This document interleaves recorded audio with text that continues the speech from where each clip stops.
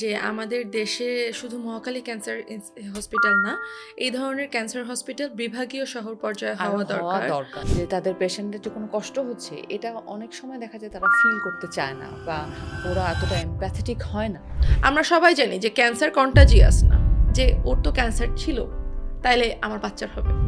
Radiation প্রসেসটা হয়েছিল, বের হওয়ার পরপরই ওরা খুব বলতো যে 24 আওয়ার্সের মধ্যে কোনো বাচ্চার কাছাকাছি যাওয়া, হ্যাঁ হ্যাঁ, কোনো বয়স্ক লোকের কাছাকাছি যেতে ওরা ওই সময় নিষেধ করে। মানুষের সৌন্দর্য থাকে তার মস্তিষ্কে, যার মস্তিষ্ক যত সুন্দর সে তত সুন্দর। তত সুন্দর।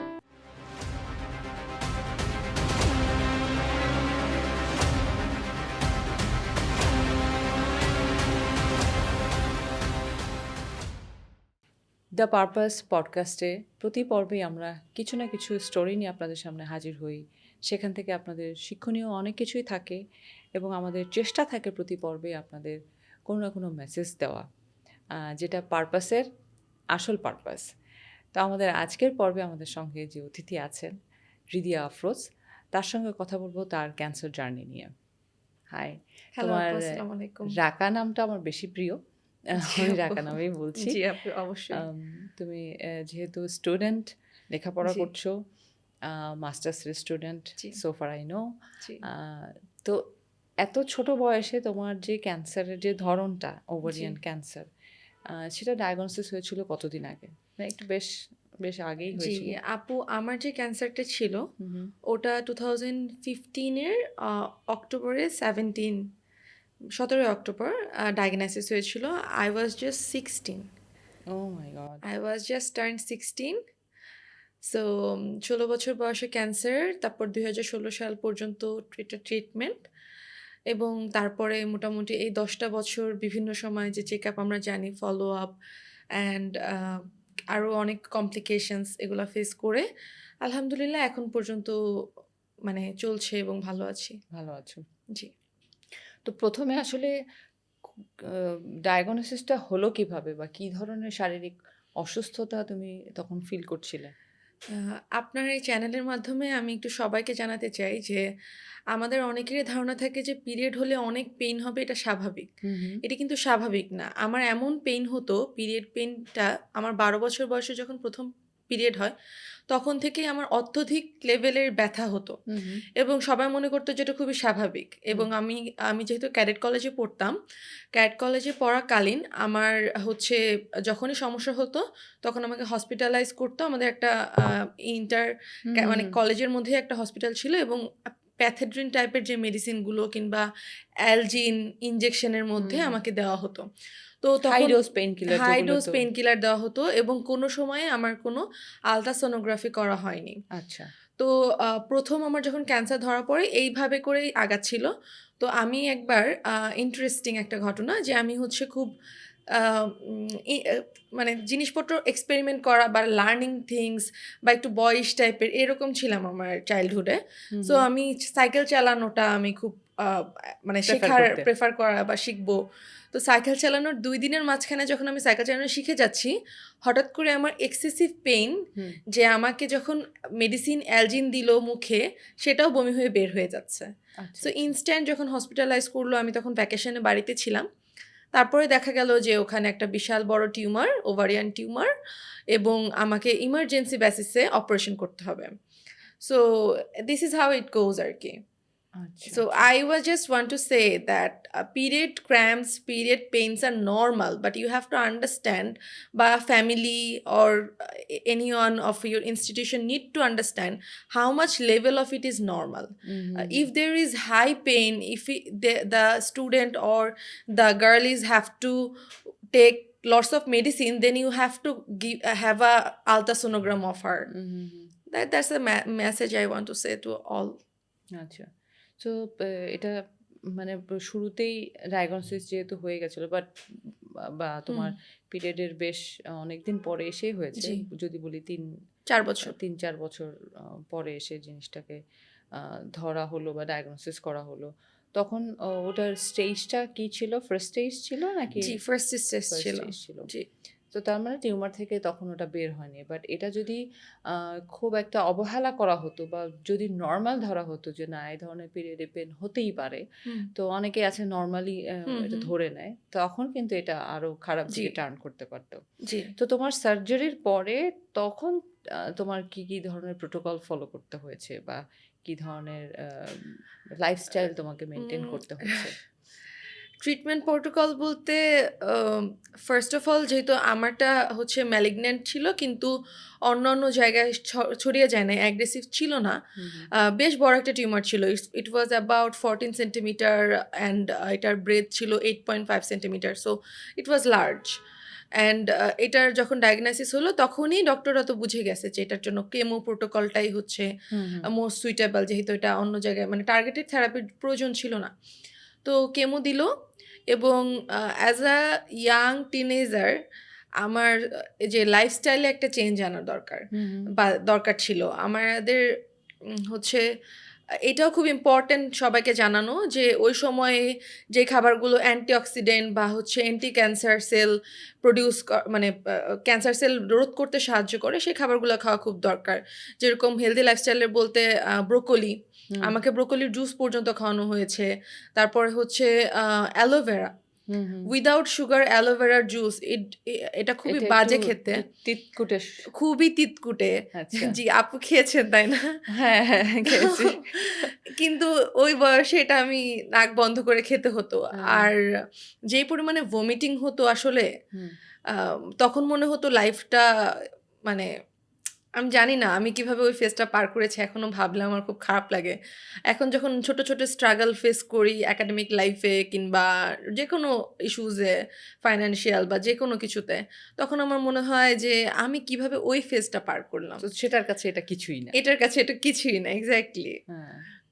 এরকম আরকি। আপনি যেটা আমাকে বলছিলেন যে অনেকের যারা অবহেলা করে, হুম, হুম। তো আমি একটু জানাতে চাই যে আমি রিসেন্টলি হচ্ছে একটা আমার থিসিসের একটা টপ মানে থিসিসের যে টপিকটা ছিল, থিসিসের টপিকটাই ছিল lived experience of women cancer survivor. আচ্ছা। সো সো থিসিসের টপিকের আগে একটু জি, অডিয়েন্সকে জানিয়ে জি, দিতে চাই যে তোমার এডুকেশনটা তুমি যেহেতু জি, ঢাকা ইউনিভার্সিটিতে পড়ছো এবং কোন সাবজেক্টে মাস্টার্স করছো সেটা একটু জি। আমাদের। আমি ঢাকা ইউনিভার্সিটিতে মাস্টার্স অনার্স এবং মাস্টার্স করেছি উইমেন অ্যান্ড জেন্ডার স্টাডিজ ডিপার্টমেন্টে। হুম, হুম। আর এই তো। আচ্ছা। সো সেটারই একটা থিসিসের জি, জি। পার্ট আর সো থিসিসের পার্টে আমি আপনি যেই অংশটা তুলেছিলেন ওটার জন্য থিসিসের পার্টটা টানলাম। হুম, হুম, যে অনেকের ক্ষেত্রেই আমি দেখেছি বিশেষ করে ওভারিয়ান ক্যান্সার এবং হুম, ইউটেরাস ক্যান্সার যেটা, ওদের ক্ষেত্রে ওরা অনেক ডক্টরের কাছে প্রাইমারিলি যায়। হুম, তো ডক্টররা অনেক সময় এটাকে dysmenorrhea, hmm. You understand dysmenorrhea, যে এক্সেসিভ পেইন, হ্যাঁ, হ্যাঁ। তারপর পেইন কিলার দিয়ে দেওয়া এবং ওইভাবে করে ট্রিটমেন্টটা হয়। ট্রিটমেন্ট করে ফেলে। কিন্তু আমাদেরই পরিচিত অনেকে, দুই এক, আমি পার্টিকুলারলি নাম বলছি না, কিন্তু দুইজন আপুর এরকম ফোর্থ স্টেজ হয়ে গিয়েছে আচ্ছা। এবং একটা তাদের এখন পর্যন্ত ওরাল কেমো চলছে। হুম, দুইজনের, একজনের হচ্ছে ৪ বছর যাবৎ চলছে, একজনের ৮ বছর যাবৎ ওরাল কেমো চলছে। ওকে। সো আমাদের ওই যে যেটা হচ্ছে যে উইমেনদের হেলথ, বিশেষ করে রিপ্রোডাক্টিভ অর্গান যেটা, হুম, হুম, এটা সম্পর্কে আমাদের সচেতন হওয়াটা খুবই জরুরি। হুম, হুম। সেগুলো সম্পর্কে আ আমার মনে হয় যে এগুলো স্কুল লেভেলের পাঠ্যপুস্তকের মধ্যে যদি বিষয়টাকে আনা হয়, জি, তখন আরো ভালো হয়। কারণ জি, তাতে করে দেখা যায় তারা নিজেরাও জানতে পারে। জি, বাট যারা প্যারেন্ট তারা কিন্তু বিষয়টাকে কতটুকু গুরুত্ব সহকারে দেখবে সেটা কিন্তু অনেক বেশি ম্যাটার করে ওই বয়সী বাচ্চাদের জন্য। জি, কারণ প্যারেন্টরা যদি এটার ডেপথটা বা এটার ইম্পর্টেন্সটা যদি না বোঝে বা গুরুত্বটা যদি না বোঝে, তখন কিন্তু তারাও জিনিসটাকে নেগলেক্ট করতে পারে। হ্যাঁ? জি, কারণ যখন টিনেজ তোমার যে বয়সটা ছিল খুবই ছোট বয়স। সো এরকম টিনেজ বয়সে হয়তো তুমি একটা কমপ্লেইন করছো, বাট হুম, তোমার হুম, হুম, প্যারেন্টরা সেটা বুঝতে পারছে না জি, বা তারা সেটাকে অ্যাড্রেস করছে না ওরকম করে। তারা নরমালি ব্যাপারটাকে নেওয়ার চেষ্টা করছে। বিকজ হয়তো প্রিভিয়াসলি তাদের লাইফে এ ধরনের এক্সপেরিয়েন্স ছিল, ওটা অত সিরিয়াসলি নেওয়া হয় হুম, না, এই হুম, জিনিসটা এরকম। এক্সাক্টলি, তো সেই ক্ষেত্রে আমার মনে হয় প্যারেন্টসদেরও এই জিনিসটাকে আরো বেশি সিরিয়াসলি নেওয়া উচিত হুম, ম্যাটারগুলোকে। যেকোনো চাইল্ড বা তার মেয়ে বাচ্চা কিভাবে তার বড় হওয়ার প্রসেসে বা তার এই মেনস্ট্রুয়েশনের সময়কালে কি ধরনের শারীরিক অসুস্থতা বা হুম। প্রবলেম সে ফেস করছে সেই জিনিসটাকে অ্যাড্রেস করতে জি, জি, পারাটা জি। খুব জরুরি এবং অ্যাকর্ডিংলি ডক্টরের শরণাপন্ন হওয়া বা তাদের কাছ এক্সাক্টলি। থেকে সাপোর্ট সিক করাটা। জি। তো যাই হোক এটার কারণে তোমার এখন লাইফস্টাইলে কি কোনো ধরনের কোনো চেঞ্জ আছে বা এমন এমন যদি হয় যে যেহেতু ওভারিয়ান ইয়ে ছিল তো তোমার যে রিপ্রোডাক্টিভ অর্গান যেগুলো সেগুলো কি কোনোভাবে রিমুভ করা হয়েছে কোনোটা নাকি শুধু ক্যান্সার যে টিউমারটা সেটাকে রিমুভ করা হয়েছে? আমার টুইস্টেড ওভারিয়ান টিউমার মানে টিউমার ছিল। সো আমার যখন ওভারিয়ান মানে টিউমারটা ফেলতে গিয়ে দেখলো যে ওটা আসলে ওভারিকে ইমপ্যাক্ট করেছে। হুম হুম সো তখন আমার ওভারি রাইট ফেল। ওভারিয়ান ওফোরেক্টমি বলে। হুম অর্থাৎ হচ্ছে রাইট মানে ওভারি টিউমারটার সাথে আমার যে ডান পাশের যে ওভারিটা ওটাও ফেলে দিতে হয়েছে। আচ্ছা বাট হচ্ছে আমার বাম পাশের ওভারিটা ইনটেক্ট এবং আলহামদুলিল্লাহ আমার যেই রেগুলার পিরিয়ড সাইকেল ওটা ঠিক আছে। আলহামদুলিল্লাহ ঠিক আছে। হুম হুম এরকম আরকি। সেটা নিয়ে কোনো অসুবিধা না হয়নি। সেটা নিয়ে কোনো তো সমস্যা তোমার নেই। কেমো দিতে হয়েছিল? জি, আমার কেমো দিতে হয়েছিল। 4 সাইকেলস কেমো দেওয়া হয়েছে। BEP 4 cycles chemo. একটু এটা ব্রেস্ট ক্যান্সার একটু ইনফর্ম করি। কেমো অনেক ধরনেরই থাকে। অনেকের ব্রেস্ট ক্যান্সারে জাস্ট হচ্ছে ২ ঘন্টা ইনজেকশনটা নিলে বা ৬ ঘন্টা ইনজেকশনটা নিলে তারপর এসে পরের দিন ওয়ার্ক মানে যেকোনো কাজ তার অফিস বা এরকম করার ক্যাপাসিটি তৈরি হয়। হুম হুম আমার ক্ষেত্রে যেটা হয়েছিল আমার ৩ দিন ইনজেক্টেবল যেটা ছিল সেটা ৩ থেকে ৪ দিন। এবং তারপরে ২ টা হচ্ছে বুস্টার ডোজ। তো আমাকে 7 ডেজ হসপিটালাইজেশনে থাকতে হতো। আচ্ছা তো তো ইট ওয়াজ ভেরি টায়ারিং বিকজ ওটা আপনার কতদিন চলেছে? এটা ৪ মাস। আচ্ছা সো আপনার মানে ইয়াটা যাচ্ছে এবং ভেইনটা হচ্ছে আ আইভি আ জি, জি, জি। দিয়ে ইনজেকশন দিয়ে দেওয়া ইনজেকশন হতো। তো এখানে অনেক জ্বালাপোড়া করতো। হুম, তারপর অনেক সময় দেখা যেত যে আ মানে এটা হচ্ছে খুলে গিয়ে ব্লিডিং স্টার্ট হয়ে যেত। হুম, হুম, সবসময় তো আর নার্স থাকতো না। আর আমরা তো জানি আমাদের মানে আমাদের বাংলাদেশের যে ফ্র্যাগমেন্টেড হেলথ কেয়ার সিস্টেম, হুম, এখানে আমরা নার্সকে ডাকলে ওরা মানে খুব একটা যে রেসপন্স করে হুম, ব্যাপারটা তা সেটা না। হয় না। সো ওইজন্য সাফারিংসটা আমাদের যারা কেমোথেরাপি নেয় যে পেশেন্টরা মোস্ট অল ওভার তো তাদের একটা সাফারিংস থেকেই যায়। হুম, হুম। সেখানে নার্সদের আমার মনে হয় যে একটু এক্সট্রা কেয়ারফুল বা কেয়ারফুল কেয়ারিং। বা ওই এডুকেশনটা দেওয়া বা ওই ট্রেনিংটা দেওয়া যে how to manage those patients জি, বিকজ নর্মাল পেশেন্টকে ডিল করা এক রকমের, কেমো পেশেন্টকে ডিল করা জি, কিন্তু জি। অন্য রকমের। Exactly. So which I had this experience while I was taking my medication abroad. সেইখানটাতে আমি দেখেছি যে দে আর ভেরি কেমোর কেয়ারফুল। হ্যাঁ কেমোর যারা নার্স তারা আসলে অনেক সেন্সিটিভ থাকে এবং হুম, হুম। প্রতিটা আম, কিছুক্ষণ পর পর এসে ওরা হুম, জিজ্ঞাসা করতে থাকবে যে is it okay, are you feeling uncomfortable, কোথাও ব্যথা হচ্ছে হুম, কিনা, are you feeling dizzy, hmm, hmm. তোমার মাথা ঘোরাচ্ছে কিনা, সেই সমস্ত জিনিসগুলো ওরা কিছুক্ষণ পর পর এসে জিজ্ঞাসা করতে থাকে because those are the side effects. Exactly. So এগুলো হতে থাকে। প্রথমেই তারা খুব কেয়ারফুলি দেখা যায় যে ভেনগুলোকে আইডেন্টিফাই করে আইডেন্টিফাই করে। বিকজ ভেন অনেক বেশি শুকিয়ে যায়। হুম, যারা ন্যারো হয়ে যায়। লং টার্ম কেমোনিতে থাকে তখন ভেন শুকিয়ে যায়। তো তখন ওরা আমার যেটা একবার আম হয়েছিল এরকম আমি একটু বলি যে আমার আ যখন ম্যাপিং করে জি, জি। যেহেতু আমার রেডিয়েশনের যখন ম্যাপিং করছিল, হুম, হুম। তখন ম্যাপিংয়ের সময় আমার ভেইনগুলো এমনই শুকিয়ে গেছিল হাতে, আমার কোথাও ভেইন খুঁজে পাচ্ছিল না। জি। তো ম্যাপিংয়ের সময় ঠিক আমার মনে আছে এই কর্নারের এই জায়গাটাতে ভেইনটা এখান দিয়ে নিডল দিয়ে ওরা আম আ ক্যানোলা করবে। ক্যানোলা করার জন্য এখান থেকে যখন নিডলটা দিল, এটা এত বেশি পেইনফুল ছিল maybe because of the location yes, এটার ইয়েস। জন্য। বাট ওরা অনেক কেয়ারফুলি কাজটা করে। And I was alone. আমি নরমালি একাই যেতাম। যেহেতু বাসার সবাই মানে আমার হাসব্যান্ডকে বা ফ্যামিলি মেম্বার সবারই কাজ থাকে। আমি নিয়ে যেতে চাইতাম না যে একাই যাই। তো তখন এখান দিয়ে যখনই ক্যানোলা করার জন্য নিডলটা দেয়া হলো, ইমিডিয়েটলি আমার মনে আছে যে আমি ফেইন্ট হয়ে গেছি। ওহ আমার মাই আর গড! কোনো সেন্স নাই।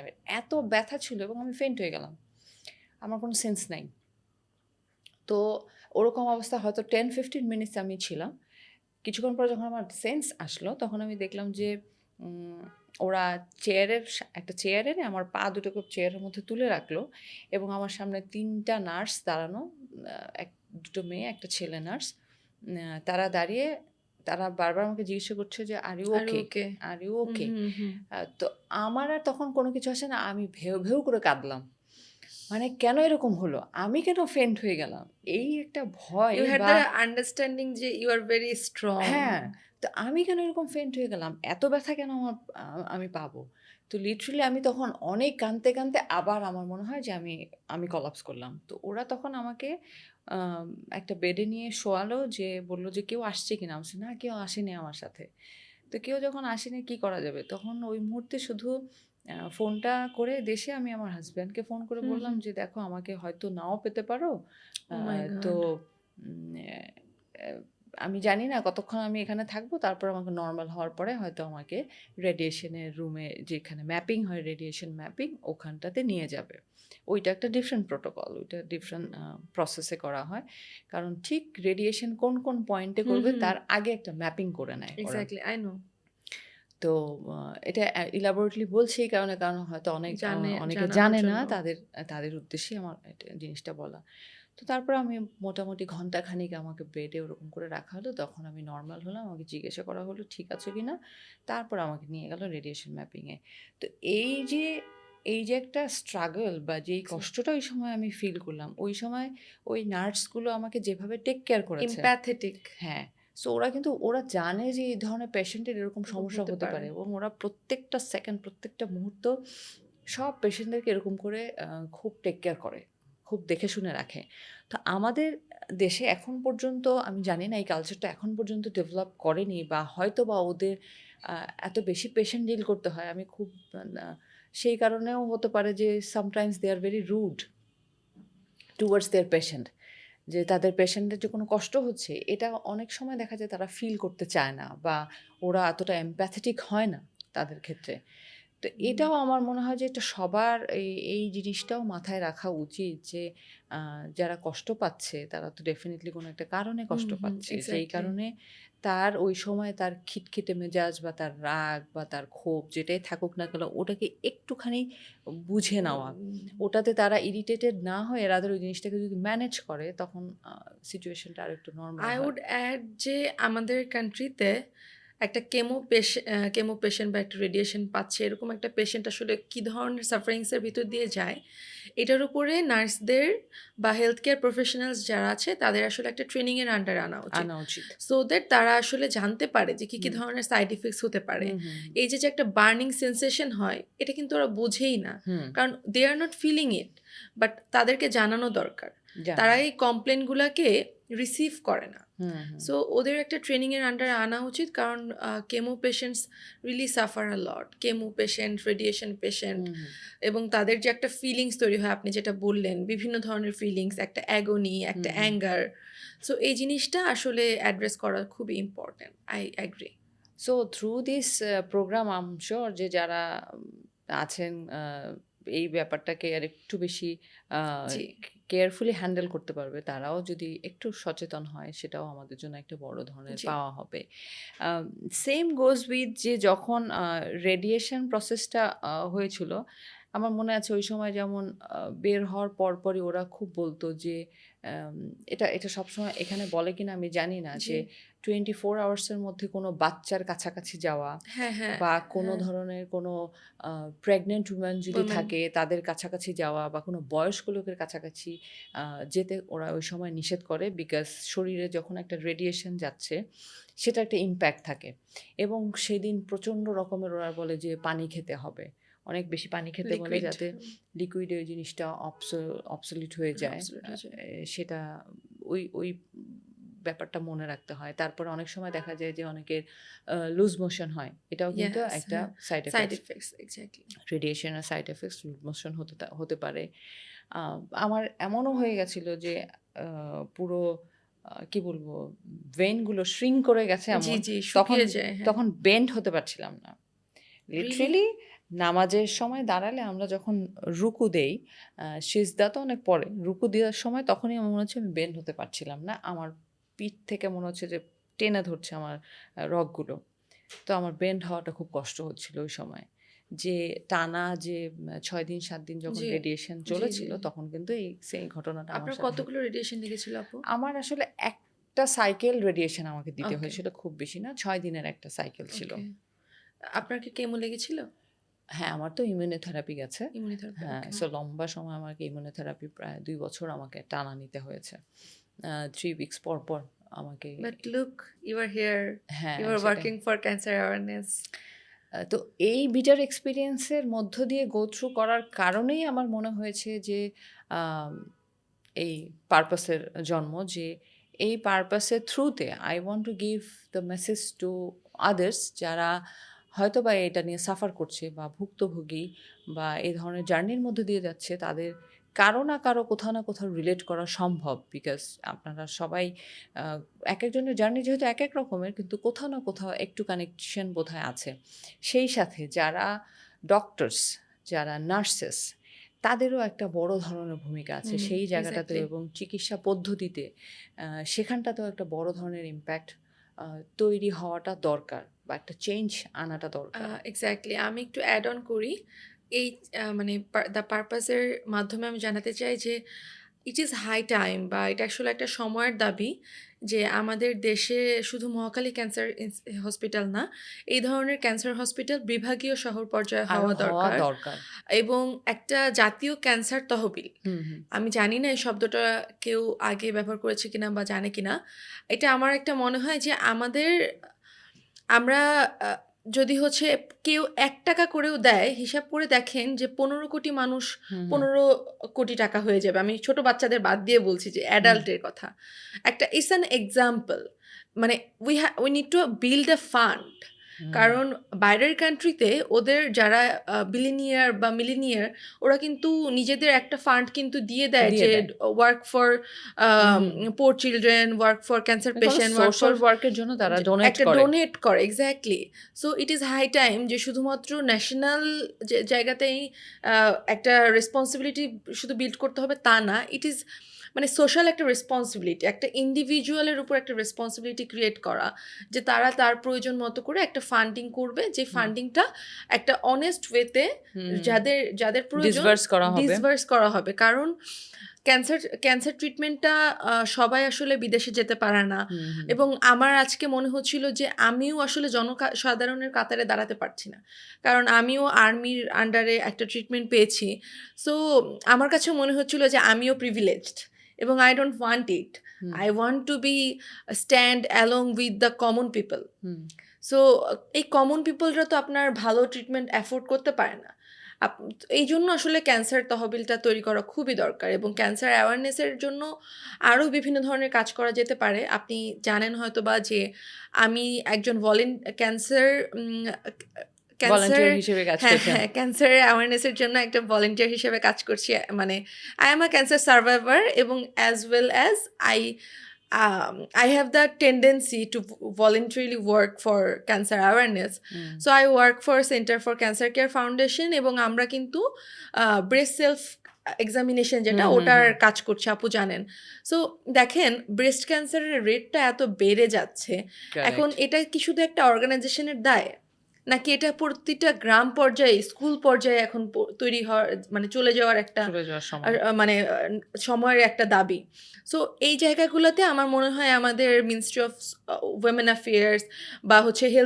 হেলথ কেয়ার মানে স্বাস্থ্য মন্ত্রণালয় অধিদপ্তরের বা অধিদপ্তরের মন্ত্রণালয়ে আন্ডারে যারা আছে এই তাদের। কাজগুলো আসলে মানে সেই পর্যায় পর্যন্ত গিয়ে একেবারে নিচের স্তর পর্যন্ত যাওয়া দরকার হুম, হুম। এই জিনিসটা আসলে খুবই নেসেসারি মানে আমি মনে করি যে আমার ওভারিয়ান ক্যান্সার বা কারো ইউটেরাস ক্যান্সার এই সিমটমসগুলো যদি আমরা নাই জানি তাহলে আমরা বুঝবো কিভাবে যে আমাদের এই ক্যান্সারটা হচ্ছে বা আমরা এরকম একটা সমস্যার মধ্যে দিয়ে যাচ্ছি এরকম একটা জিনিস আর কি ইভেন এই যে কলোরেক্টাল ক্যান্সার তারপরে প্রোস্টেট ক্যান্সার ছেলেদেরও তো ক্যান্সার হচ্ছে মানুষ অনেক সময় শুধু মেয়েদের কেন্দ্রিকই করে কথা বলে তো প্রোস্টেট ক্যান্সার কোলোরেক্টাল ক্যান্সার এই ক্যান্সারগুলো নিয়েও আসলে সচেতনতা অনেক বেশি বাড়ানো দরকার কারণ আমরা এই অর্গানগুলো এমনই একটা অর্গান যেগুলোকে আমরা হাইড করে রাখতে পছন্দ করি হুম, হুম। we don't talk about it but it's high time given the rate of increased rate of cancer we need to talk about every parts of our body Absolutely.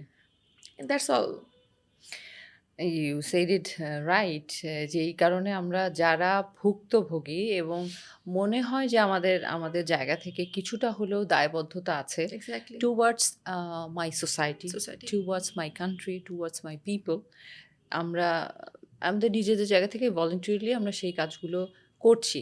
So কেউ আমাদেরকে কিন্তু pressure create করছে না বা জোর করে বলছে না যে তোমাকে এটা করতে হবে।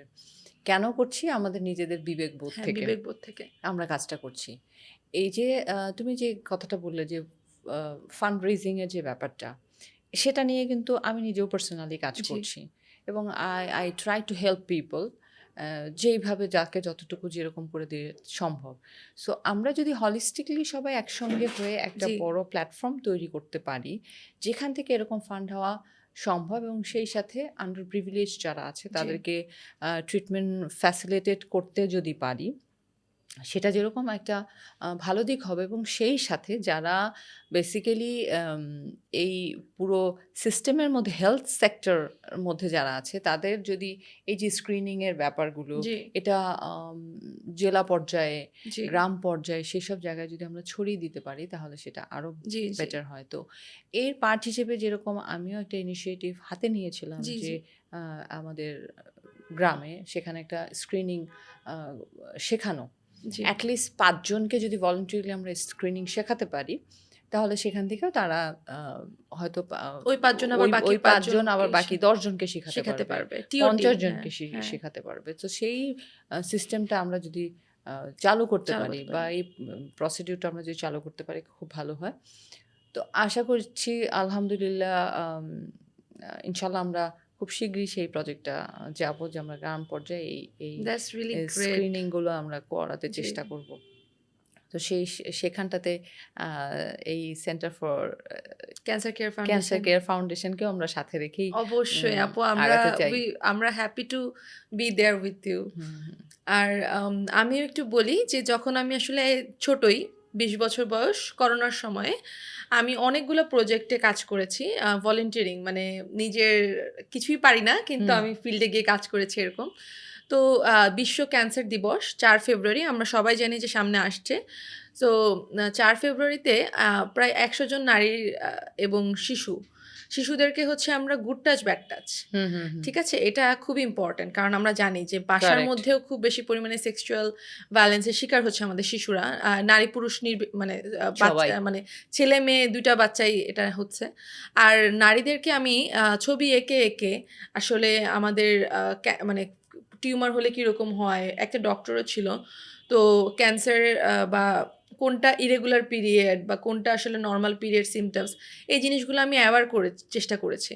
তো আমার মনে হয় এটা আমি তখন তো বুঝতাম না কিন্তু নেসেসিটিটা অত বুঝতাম না। এখন আমি নেসেসিটিটা বুঝছি যে হুম, হুম। এখন বড় পর্যায়ে কাজ করার সময় এসেছে। সময় এসছে। যে ডক্টরদেরকে নিয়ে, এবং আমি দেখেছি আপনার চ্যানেলের মধ্যে দেখেছি যে আম মানে দ্য পারপাসে দেখেছি যে ডক্টররা কি সুন্দর করে এক্সপ্লেইন করছে কোন সিম্পটমসে কোন রোগ, এবং কখন ডাক্তারের কাছে যাওয়া উচিত, কি হুম, হুম। ধরনের প্রোটোকলের মধ্যে আসা উচিত। This is really commendable. I feel like ইট।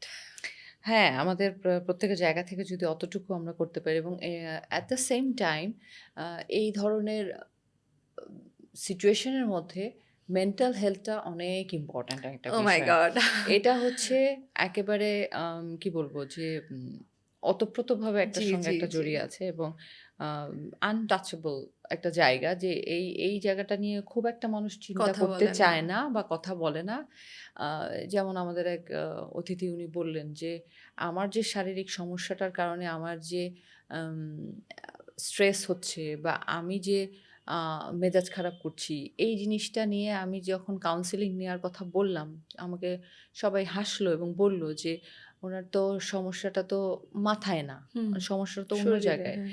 কিন্তু শরীরের যেকোনো জায়গায় সমস্যা হলে সেটার ইমপ্যাক্ট কিন্তু মাথাতেই পড়বে।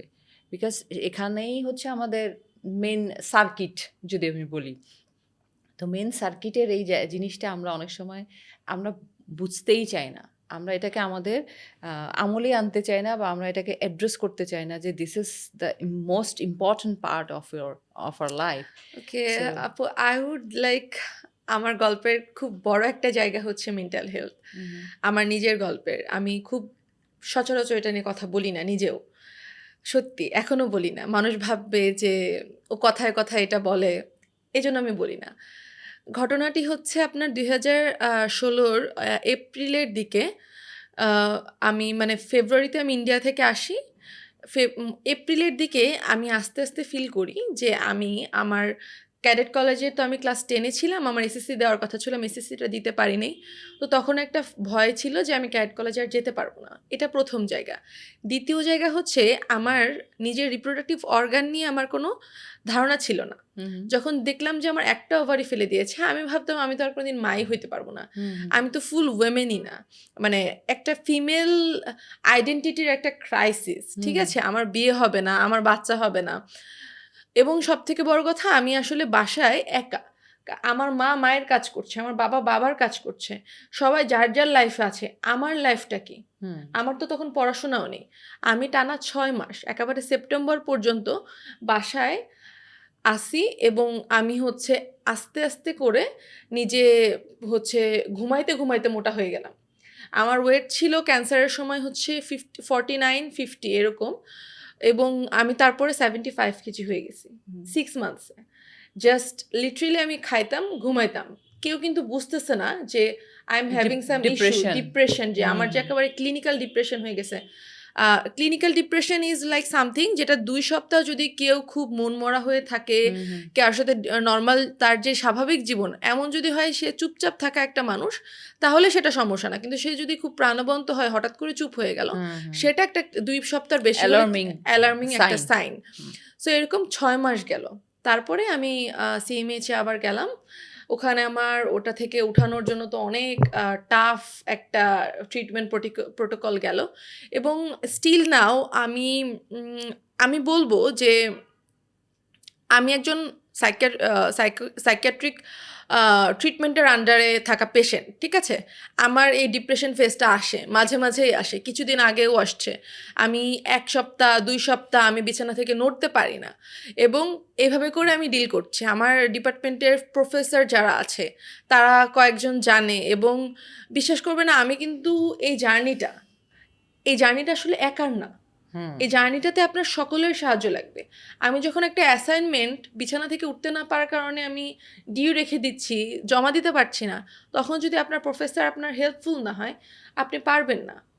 আমার এরকম বিভিন্ন সময় এরকম সমস্যা হয়েছে এবং এখন পর্যন্ত আমি ডিল করছি এবং এটা আসলে একটা লাইফ লং জিনিস এবং ক্যান্সারের কারণে এটা আমার হয়েছে। ক্যান্সারের যেই কনসিকুয়েন্সেস, একটা আফটার ইফেক্ট আমার লাইফে পড়ছে। এখনো পর্যন্ত তো আমি ভাবি যে আমার কি বিয়ে হবে? কারণ আমার একটা অতীত, হুম, শারীরিক সমস্যার একটা অতীত।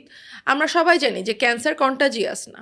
হুম। এটা আরেকটা গুরুত্বপূর্ণ জায়গা যে ক্যান্সার কিন্তু একজনের হইলে ছোঁয়াচে আরেকজনের না। হবে এমন হবে না। হুম, ক্যান্সার জেনেটিক্যাল একটা কারণ হইতে পারে, মানে হেরিডিটারি বা বংশগত হতে পারে। কিন্তু এটা আসলে কন্টাজিয়াস না। কিন্তু তারপরেও মানুষ মনে করতে পারে যে ওর তো ক্যান্সার ছিল, তাইলে আমার বাচ্চার হবে হুম, বা তাইলে ওর আবার যদি ফেরত আসে এরকম। কিন্তু আমি জানি যে আমার যেহেতু ফার্স্ট স্টেজ ক্যান্সার ছিল আপু, আমার তো আলহামদুলিল্লাহ এটা ভালো ট্রিটমেন্ট হয়েছে। আমি একটা ভালো জায়গায় হুম, ট্রিটমেন্ট হুম, পাইছি। ইন্ডিয়াতেও আমি চেক আপ করায় আসছি। সো আমার এটা ফেরত আসবে না। কিন্তু মানুষ তো জানে না। হুম, এখন পর্যন্ত কিন্তু এই জিনিসগুলো আমাকে ভাবায়। আমি যতই পড়ি, আমি যতই শিখি, সামাজিক বাস্তবতা বা সমাজের মধ্যে যে ট্যাবুগুলা, সেগুলো যতদিন না ভাঙবে, ততদিন কি আমার মতো মানুষরা আসলে ডিপ্রেশন থেকে বা মেন্টাল হেলথে খুব ভালো অবস্থায় থাকতে পারবে? অবশ্যই না। প্রশ্ন থেকে যায়। হুম। এই তো।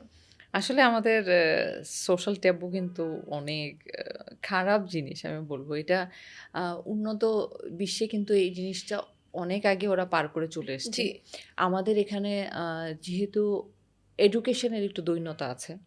আ সামাজিক অবস্থান থেকে হয়তোবা বা পারিবারিক অবস্থান থেকে এমনভাবে পারিবারিকভাবে আমরা বড় হয়েছি বা যেমন কথাগুলো শুনে আমরা বড় হয়েছি। লেটস সে এটা তো একটা আ জার্নি। জার্নি। তো আ আমাদের নানি-দাদির সেই আমল থেকে যদি শুরু করি, তারা যে জ্ঞানটা দিয়ে গেছে হয়তো আমাদের মা, খালা, ফুপু, আ চাচী তারা সেইটাই ধারণ করছে বা সেটাই ক্যারি ফরওয়ার্ড করছে। তাদের কাছ থেকে বেরিয়ে এসে আমরা যে আরেকটু মডার্ন থট প্রসেস এ আছি বা মডার্নভাবে চিন্তা করছি, যেই কারণে আমরা আমাদের বাচ্চাদের মধ্যে হয়তোবা সেই জ্ঞানটা দিতে পারছি, সেই নলেজটা দিতে দিতে পারি, Exactly. বাট সেটা কয়টা ফ্যামিলিতে হয় না, সেটার খুব সংখ্যাও rare. সেটার সংখ্যাও খুব কম। আমরা মানসিকভাবে কি আসলে উন্নত হতে পারছি কিনা বা হওয়ার চেষ্টা করছি কিনা সেটাও খুব জরুরি বিষয়। আমরা যতদিন পর্যন্ত মানসিকভাবে উন্নত না হতে পারবো ততদিন পর্যন্ত আমরা উন্নত বিশ্ব কখনো নিজেদেরকে ভাবতেও পারবো না, চিন্তাও করতে পারবো না, ওই লেভেলে যেতেও পারবো না। আপনার কথা শুনে আমার সুন্দর একটা কোটেশন মনে পড়ছে যে মানুষের সৌন্দর্য থাকে তার মস্তিষ্কে, যার মস্তিষ্ক যত সুন্দর সে তত সুন্দর। তত সুন্দর। খুব সো ওই জন্য সত্য আর কথা। কি আমাদের মানসিকভাবে উন্নত হওয়ার মানে খুবই এটা দরকার। কিন্তু মানসিকভাবে উন্নত হওয়ার সাথে কিন্তু শিক্ষার কোনো সম্পৃক্ততা সম্পর্ক নেই, নাই, এক্স্যাক্টলি। একদমই নেই। কারণ এরকম অনেক এক্সাম্পল আমি আমার চোখের সামনে দেখেছি যে প্রচণ্ড এডুকেটেড একটা মানুষ, তার সাথে কথা বলতে গেলে তখন তার মনে হয় যে তার মানসিক দৈন্যতা কোথায় হুম বা তার হুম থট প্রসেস কি, এত লেম থট নিয়ে মানুষ কিভাবে থাকতে পারে।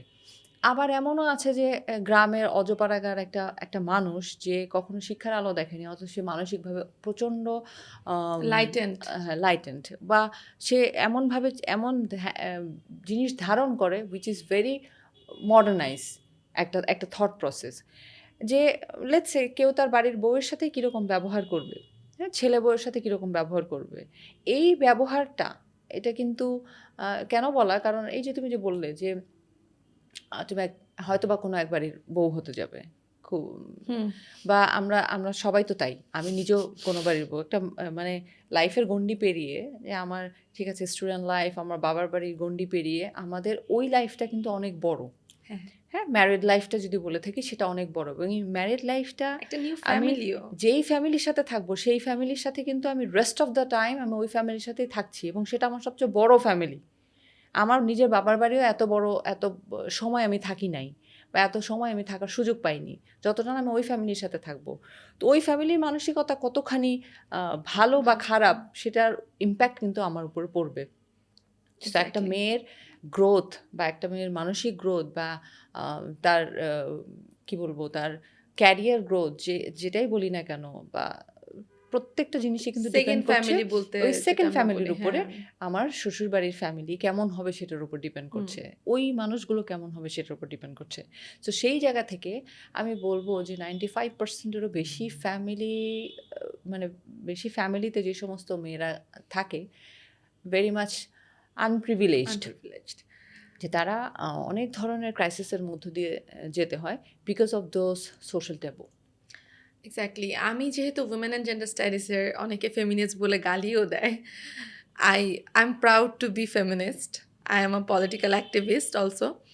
সো ওই জায়গাটা থেকে আমরা যেটাকে অ্যানালাইসিস করি যে দুইটা ফ্যামিলির যে কথাটা আমরা বলছি, এমন এমন কিন্তু হয় যে আমাদের নিজেদের যে ফ্যামিলি মানে বাবার বাড়ি, ওখানেও যদি আপনি এক ধরনের পেট্রিয়ার্কাল মাইন্ডসেট যদি আপনি পান, সেখানেও আপনি আসলে অনেক সময় আন্ডার প্রিভিলেজড ওয়েতে থাকতে পারেন। আপনার এডুকেশনের জায়গা, আপনার ক্যারিয়ার চয়েস, ওই জায়গাগুলো ফ্লারিশ নাও করতে পারে। সেম থিং আমাদের প্রবলেমটা যেটা হয় যে মানে যদি আমরা একটু এক্সপ্লেন করে বলি, এটা হচ্ছে যেই সেকেন্ড ফ্যামিলি বলতে আমরা যেটা বলছি শ্বশুরবাড়ি। শ্বশুরবাড়ির যে ওয়াইফটা, ওই সরি মানে মাদার ইন ল, সো শ্বশুরবাড়ি মানে শাশুড়ি। তো শাশুড়ি তার নিজের যখন ছোটবেলা ছিল, মানে সে যখন বউ হয়ে আসলো, সেও আসলে এক ধরনের সাবঅর্ডিনেশনের মধ্যে ছিল, যেটাই সে ইন্টারনালাইজ করেছে যে এরকমই বুঝি হয়, হ্যাঁ এরকমই বুঝি হয়, এরকমই বিহেভ করতে হয়। আমার যখন বউ আসবে তখন আমিও তার উপর এরকমই করব। So it's a internalization of patriarchy by the women itself. So ওই জায়গাটাও আমাদের দেখতে হবে যে কিভাবে আসলে এটা আসলে ভাঙাটা খুবই কঠিন, কিন্তু এখন আমরা যত কথা বলবো এটা নিয়ে আস্তে আস্তে এটা ভাঙবে। এবং ভালো শাশুড়ি যে নেই তা না, না হলে এত ক্যারিয়ার ওমেন কিভাবে বের হচ্ছে? কারণ এই যে বাচ্চাটাকে রাখা, বাচ্চাটাকে সময় দেওয়া, ছোট বাচ্চাটাকে সময় দেওয়া, এবং তার মা বাইরে অফিস করছে বা ক্যারিয়ার ওমেন হিসেবে পারফেক্টলি সাকসেসফুল হচ্ছে, বাবা কোঅপারেট করতেছে। সো বা টার্ন শিফটে বাবা সকালে হয়তো স্কুলে দিচ্ছে বা মা দিচ্ছে, এই যে যে জিনিসগুলো এগুলো সুন্দর, এগুলোকেও একসেপ্ট করতে হবে এবং মেনে নিতে হবে যে সোসাইটির চেঞ্জেস পসিবল। সেটাই এটা আর কি একটা ওটাই বললাম যে যেই সোশ্যাল মানে আমরা ট্যাবুস ভাঙাটা ট্যাবুস দরকার, হ্যাঁ। ভাঙাটার জন্য আমরা সবাই চেষ্টা করছি, বলছি কথাটা। অনেক সময় অনেকে জিনিসগুলোকে খুব এক্সট্রিম পর্যায়ে নিয়ে নেয় বা খুব পার্সোনালাইজ করে ফেলে। সেটা না করে আমাদের যে দৃষ্টিভঙ্গি থেকে কথাটা বলার চেষ্টা করা বা যে দৃষ্টিভঙ্গিটা বোঝানোর চেষ্টা করা, সেটা যদি মানুষ বোঝে তাহলে পার্সপেক্টিভটা বুঝতে পারে পার্সপেক্টিভটা বুঝলে তখন লং রানে এটা চেঞ্জটা তো আসলে কোনো কিছু একদিনে হবে না। একদিনে হয় না। এই অ্যাওয়ারনেসের জন্য যে আমরা যে কথাগুলো বলছি বা আমরা যে বিষয়গুলো নিয়ে আনছি, যেহেতু ধরো আমি আবার going back to our main core thing যে ক্যান্সার, ক্যান্সার, যেটা এখন এত ভাস্ট হয়ে গেছে। প্রত্যেক ফ্যামিলিতে এভরি 4 জনের মধ্যে একজনের ক্যান্সার হচ্ছে, জি, যেটা আগে ছিলই না। হুম। তো যেই কারণে এখন আমাদের প্রয়োজনীয়তাটা এত বেশি বেড়ে গেছে যে আমরা এটা নিয়ে কথা বলি। যত বেশি আমরা কথা বলবো, আমরা ভয় না পেয়ে যত বেশি কথা বলবো, তত এটা নিয়ে মানুষের মধ্যে অ্যাওয়ারনেস ক্রিয়েট হবে বা সিমটমগুলো সে যত আইডেন্টিফাই করতে পারবে, আর্লি স্টেজে সে স্ক্রিনিং করতে পারলো, তাতে করে তার সাফারিংসটা পরবর্তীতে যাতে কম হয়। তো এগুলো নিয়ে আমরা হয়তো কথা বলতে থাকবো এবং will keep trying to work forward. Work for people আমাদের নিজেদের জায়গাতে যতটুকু সম্ভব। আরেকটু কথা একটু জানতে চাই শেষ করার আগে, যে যখন তুমি এই সমস্যাটায় পড়েছো, তোমার ফ্যামিলি থেকে, ফ্যামিলি মেম্বার্সদের বাইরেও তোমার আত্মীয়দের কাছ থেকে তুমি আসলে কতটুকু সাপোর্ট পেয়েছো? বা কি জিনিসগুলো আছে যেটা তোমার এখনো মনে হলে তোমার খুব বিরক্ত লাগে? আবার কোন ব্যাপারটা আছে তোমার মনে হলে খুব ভালো লাগে, গুড ফিলিং হয়? আত্মীয় বলতে সবাই কি মানে সংজ্ঞা দেয় আমি সঠিক জানি না। আমার যারা রক্তের সম্পর্কের আত্মীয়, আমি তাদের থেকে খুব বেশি সাহায্য পাইনি। আমার চাচার ফ্যামিলি ছাড়া, আমার ছোট চাচা আমাকে জান প্রাণ দিয়ে ভালোবাসে এবং উনার কারণেই হয়তো আজকের আমি হয়ে উঠতে পেরেছি। আর এছাড়া অন্যান্য যারা আমার মামারা বেশ সাহায্য করেছে। আমার খুব তিক্ত অভিজ্ঞতা যে হয়েছে এমন আমি বলবো না। তবে একজন আত্মীয়র কথা আমি না, মানে একটা আত্মীয় ফ্যামিলির কথা না বললেই না, সেটা হচ্ছে আমার ক্যাডেট কলেজের ক্লাসমেটস। আচ্ছা। আমি এই প্ল্যাটফর্ম থেকে একটু সবাইকে জানাতে চাই যে আমার ক্যাডেট কলেজের ক্লাসমেটরা যেই পরিমাণে হেল্প করেছে এবং আমার জন্য একটা পর্যায়ে ক্রাউড ফান্ডিংও করা হয়েছে, যেহেতু আমার একটা ভুল চিকিৎসার মাধ্যমে বলা হয়েছিল যে আমার রেডিওথেরাপি লাগবে। সো রেডিওথেরাপি তো অনেক কস্টলি। সো আমার ফ্রেন্ডরা হেল্প করেছে। আমার একজন ফ্রেন্ডের বাবা আমাকে হাতে ধরে নিয়ে গিয়ে অনেক অনেক জায়গায় নিয়ে গিয়েছে শুধুমাত্র যে আমার এই চিকিৎসাটা সঠিক হচ্ছে কিনা এটা দেখার জন্য। কেননা একটা পর্যায়ে গিয়ে আমার তৃতীয় কেমোর পরে একটা সিটি স্ক্যান করা হয়। সিটি স্ক্যানে ধরা, মানে সিটি স্ক্যানের কাহিনীটা যেটা হয় যে ওই সিটি স্ক্যানের রিপোর্টটা ছিল আরেকজনের। ও আচ্ছা। এবং মানে ওই রিপোর্টে ছিল যে আমার প্যানক্রিয়াটিক ক্যান্সার নাকি হয়ে গেছে। সো প্যানক্রিয়াটিক রিজনে তো আসলে অপারেট করা যায় না, ওখানে রেডিয়েশন দিতে হবে। সো এই ধরনের একটা ভুল ডায়াগনোসিস অলমোস্ট হয়ে যাচ্ছিল এবং ডক্টররা আসলে সিটি স্ক্যান ফাইলটা দেখে নাই, শুধুমাত্র হচ্ছে ফাইলটা দেখেছিল, ওই কাগজটা দেখেছিল রিপোর্টের।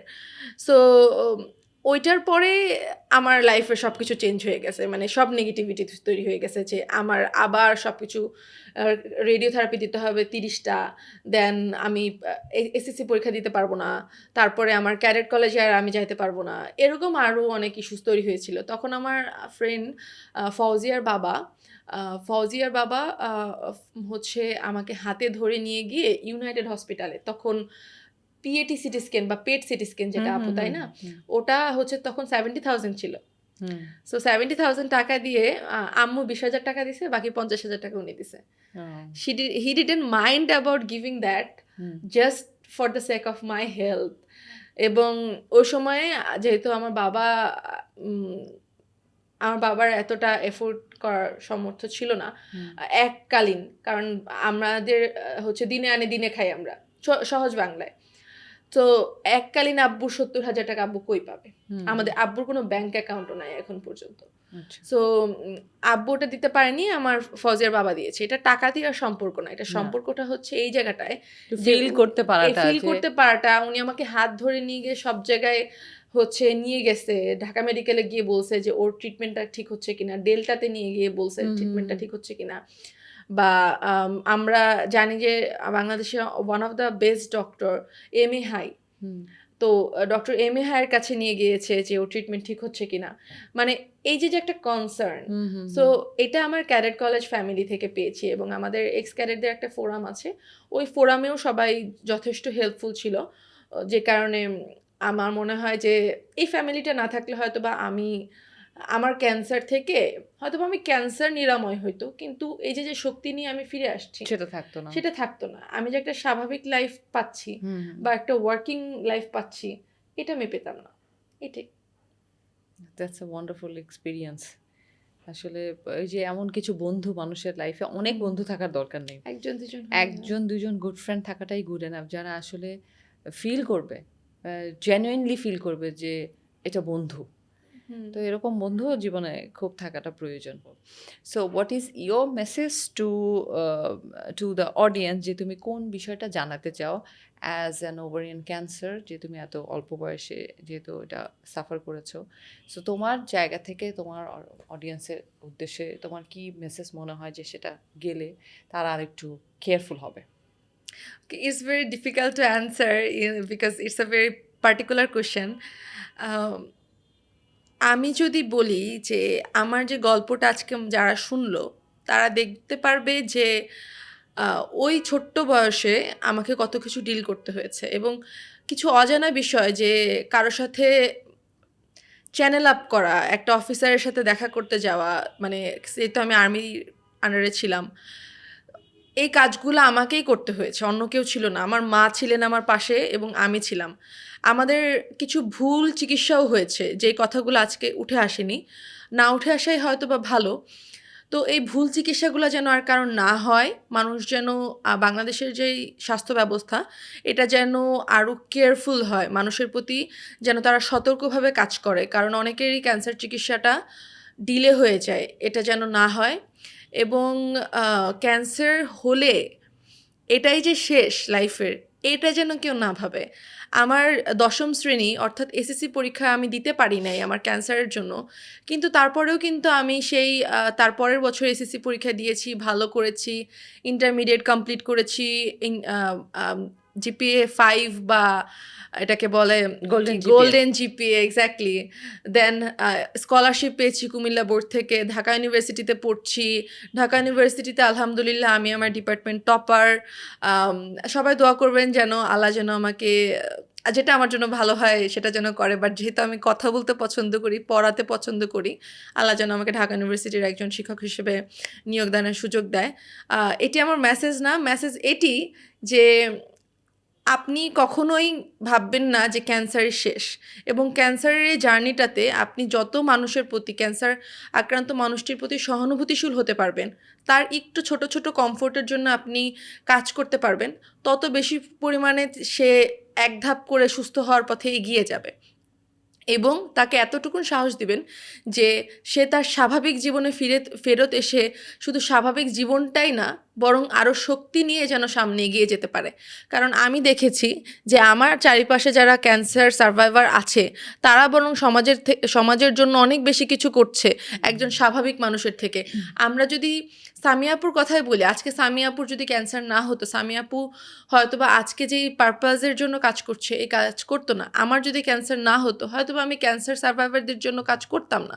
এরকম আরও অর্গানাইজেশন আছে যারা কাজ করছে, এবং আমরা বিশ্বাস করি যে আপনারা সবসময় ক্যান্সার আক্রান্ত মানুষের পাশে দাঁড়াবেন, সহমর্মিতা দিবেন, যে কোনো মূল্যে তাদের সাহায্য করবেন এবং সাহস দেবেন। ধন্যবাদ।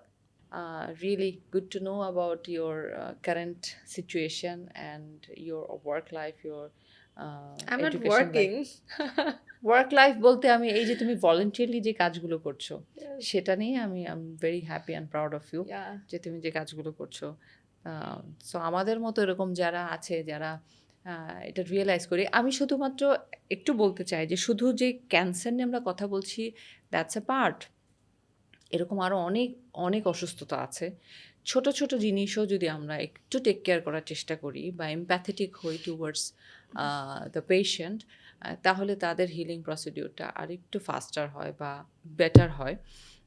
শুধু ক্যান্সার না, আরও অনেক ধরনের অসুস্থতা মানুষের থাকে। ফিজিক্যাল অসুস্থতা আমরা তো দেখতে পাই, কিন্তু মেন্টাল অসুস্থতা কিন্তু আমরা দেখতে পাই না, বা কেউ যে ক্যারিও করছে অনেক লম্বা সময় ধরে সেটাও আমরা বোঝার চেষ্টা করি না।